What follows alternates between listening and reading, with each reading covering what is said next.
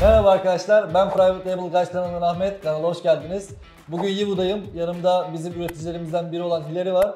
Onunla bir interview yapmak istedim hazır burada fırsat bulmuşken. Ona sizin merak edeceğinizi düşündüğüm bir takım sorular hazırladım, bunları soracağım. Ondan cevap almaya çalışacağız, bir üreticinin ağzından duymaya çalışacağız cevapları.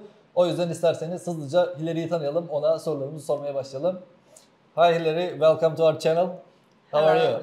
Fine, thank Good. you. How do you describe yourself in business? Like, what do you do actually? We are a professional paper party items manufacturer, and I'm the founder of the factory.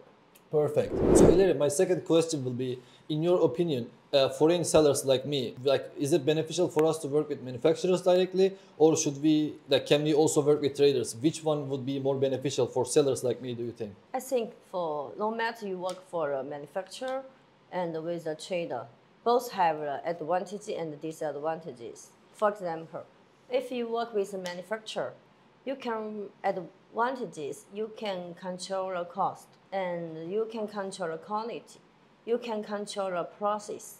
But the disadvantages is that maybe you don't the language and also the shipping. So manufacturers, they don't usually have English-speaking people, right? That's why it's hard to communicate with them. Yeah, some have and some don't have. And if you work with the trader, so it's the opposite. Trader, they cannot control price, the process, but their advantages is like they have the good language and the shipping. Yeah, all those advantages. Like, Yeah, so no matter you work for a trader or a manufacturer, it depends on what you need. I agree. Like, in my opinion, like, we also work with manufacturers and also traders, because sometimes it's faster process for us to work with traders because they don't ask you a lot of specification details about the products. But if you work with manufacturers, they can be asking for more details since they want to give you better quotation, better understanding on your product. So I think it depends on, like, I think people should be checking for both, like, manufacturers and traders in order to find the better fit for their business needs. Yeah. That's great. So Hilary, my next question will be, what are the challenges that you face while working with foreign sellers that you met on Alibaba or maybe on fairs? So what are the challenges that you face with those? Trusting building. Trust building? Yeah. That's an important one. Because for a business relationship, if you build a relationship, very hard is for a trust building. But for a long time, business relationship is much more Important. challenging. Yeah. Yeah, that's true. That's, I think, very important thing to, like, build, because it doesn't it doesn't require money or anything. It just it needs time. Yeah. Just like the relationship that you're building with someone, right? Yeah. So it needs time, and by time you trust more. And yeah, I think that's a good answer. Yeah. Okay, my next question will be, when you receive messages through Alibaba or email, when people says that they're the CEO of company X or company Y and they want to do test buy of 100 units or 200 units, how do you approach to this? Like, does the way that they communicate with you, does it affect the prices that you give, or you only focus on the material details and quality and quantity of the products that they want?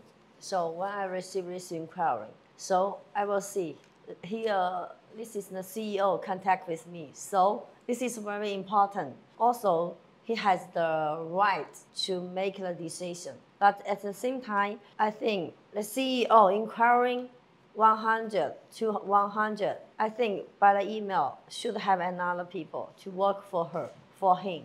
So the CEO for my side, okay, I know this inquiry is very important because the CEO is here. But also, it's very easy to get this word down because the CEO has the right to make decision. But I don't think the CEO need to follow all the things. This is your answer to this? So, like, if they say that they are the CEO of company, that has an effect on you. But at the same time, when they give you very small quantity, that kind of, like, doesn't match. I think I don't care. I don't care the CEO. I only know this project is very important. But I don't think a CEO need to decision for these things. Yeah, so maybe don't tell others who you are. Maybe the manager, salesman is the patch manager. So, like, if they are just like the, let's say, they are the purchasing manager, Yeah. you would be still okay with it. They don't have to be CEO or they don't have to say CEO. So Yeah, it doesn't make anything, anything. it doesn't affect anything on you, right? Yeah, only the manager is better. But the CEO is like a very big company, the CEO. But the big company, I don't think a big company CEO need to do anything. Right. So like, did you ever receive actual like big companies CEO to contact with you and say, hey, I need test by 100 units from this product? So, but at this side, they will have a patching manager by the email.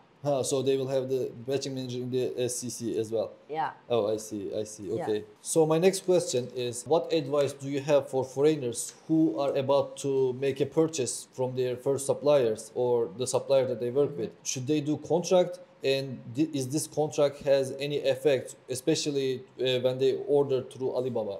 The purchasing contract is very important, but the purchasing contract cannot make sure 100% everything is not no problems. So I think contract is just like luck relationship, but most important is for founder supplier who has the responsibility. They can solve the problems and they will responsible when they have the problems. So I think the contract is very important, but contract is not everything. Yeah, I agree with this because like I think in my experience, like sometimes some suppliers, even though if you don't sign contract with them, if you have a long relationship, if something happens on the production or if they do something bad, they take responsibility about it.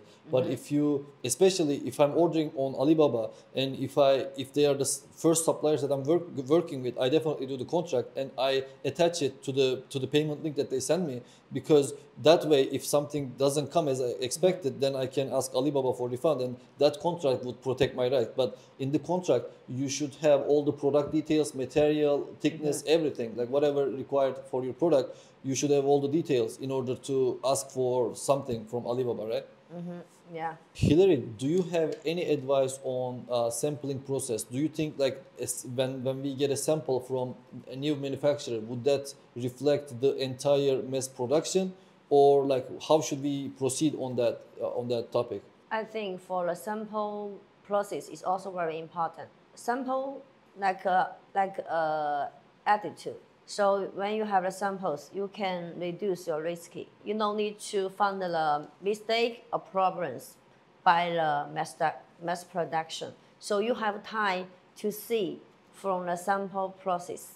You can see, well, need to improve. If everything is fine, so I think sample process is very important. But I cannot say samples production is 100% as the mass production. It depends on custom, it depends on manufacturer. But this process is very important. I agree with what you say, but I think one important thing about the samples is like, I think whoever orders this, like when you actually order for samples, you actually have to have it in your hand, because some people does that. So some people asks for samples, and when their manufacturer produces samples, they just want the pictures other than the actual product. I think that's a mistake. When you order a sample, you also should have the packing ready. So everything should be as actual the mass production. So then you should see if, as you say, if the product has any issue or the packing maybe might have some issues that defects product or something. So you would notice everything in advance, right? Yeah. Okay, I have another question about the samples. So let's say I got 3 samples. So I'm starting a new business, right? I'm about to sell, let's say, this teapot. And I got 3 samples from 3 manufacturers. And all arrived and all looks like similar like quality and everything looks okay. And what else I should be considering while deciding which one of these manufacturers I'm going to work with? First, we need to spend more time to know a company, the service, the production lead time. So I think when you're talking, who can be faster reply and the production lead time, also the company organization, and audit, which audit they have. So you also, I think it's not the bigger customer always suitable for the bigger manufacturer. Also, it's not small customer only suitable for a small manufacturer. I think both sides need to match. When you're talking, who is more want to get your orders. So I think who will be more responsible for your quality, everything, and following everything. Yeah, I agree with this because like sometimes I contact with different suppliers, and some of them responds me within 5 minutes, but some of them it takes like 3 days to respond. So then I'm like, okay, like even if the samples are the same quality, I'm like, okay, I'm gonna go with the one who responds me fast, because you want the communication to be smooth, because you're gonna do business with those people. So that's a really important thing, I think. Okay, regarding the payments, I have a question. So let's say we just started to work with you. Probably I will go through Alibaba to be able to protect my rights to set a payment. I will pay you through Alibaba, but I pay commission. In what level do you think I should be considering directly paying to your bank account in order to be safe? So like when should I actually trust my supplier? Because Alibaba is only applied. Yeah, they like the trading company, they are in the middle. They will charge from your side. They will also charge from manufacturer. But I think if you cooperate with the manufacturer for several times, and you also think they are reliable, so you can buy contracts. Yeah, I think so too. I agree. I agree. And also the manufacturer like to TT. Yeah, right, because they also pay fee to Alibaba. That's why they don't want to go through Alibaba. Yeah, because Alibaba, they want to do everything, like shipping and QC. Yeah. So I think if the amount is bigger, like over 5,000 something, you can do TT.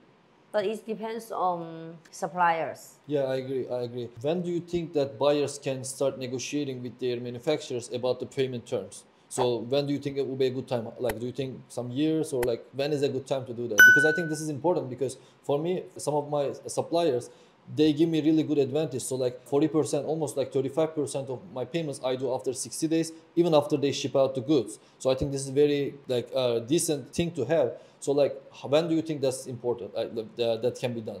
I think this depends on what suppliers you have. The business is for commercialization, right? So what you need to talk, it depends on what you have now.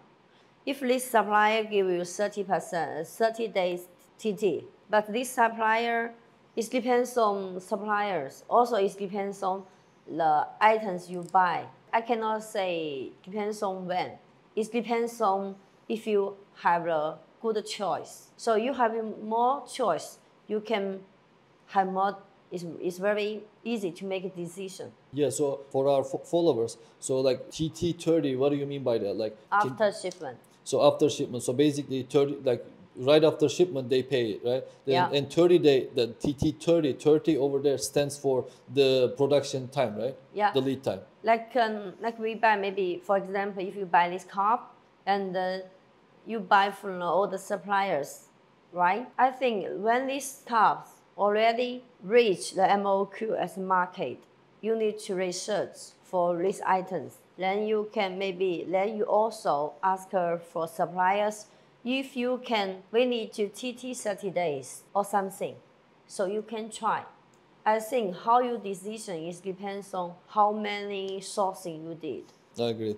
My next question will be, do you believe that Amazon sellers or your clients, should they do like inspection for every orders that they give, or should they rely on the factory's own inspection? So what do you think on this topic? What's your advice? Yeah, so for the inspection, it's like the samples. Inspection process is a process. It's more important to control everything.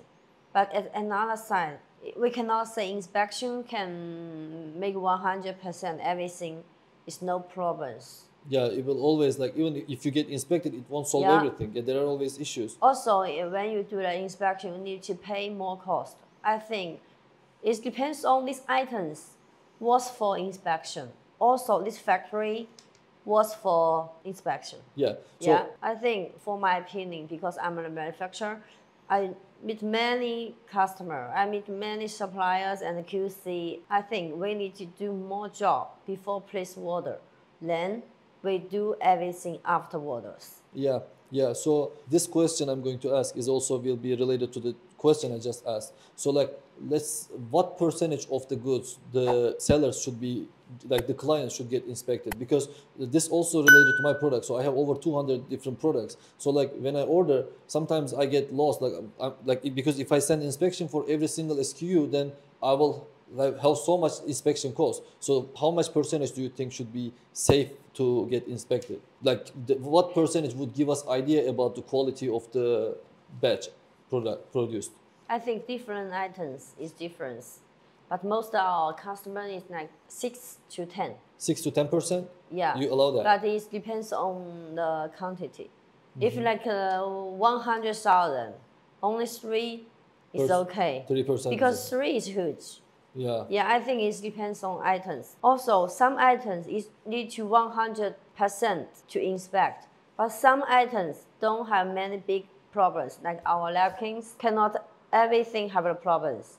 Only something have a problem. So our products only need to inspect a little. But like if you buy electrical, buy the clothes, buy something, it need to 100%. Yeah, I think so. It depends on the product group that you're selling, because as you say, you're getting like you're printing napkins and like it shouldn't be so much issue. But if you're selling electronics or some like complex products, then like you should get more percentage of quantities inspected, because otherwise then you could have some problems later when you get the products. Yeah. Thank you for the information that you shared with us today, Hilary. Do you have any other things that you would like to say to our followers? Oh no, thank you. No, thank you. All right, Yeah. all right. Thank you so much again your time. Evet arkadaşlar, bugün Hilary'yi ağırladık. Sizin eğer Hilary'ye sormak istediğiniz farklı sorular varsa ya da Hilary ile iş yapmak isterseniz aşağıda yorumlara yazabilirsiniz. Kanalı izlediğiniz için teşekkür ederim. Videoyu beğendiyseniz like'a basar, kanala abone olursanız sevinirim. Hoşça kalın, görüşürüz.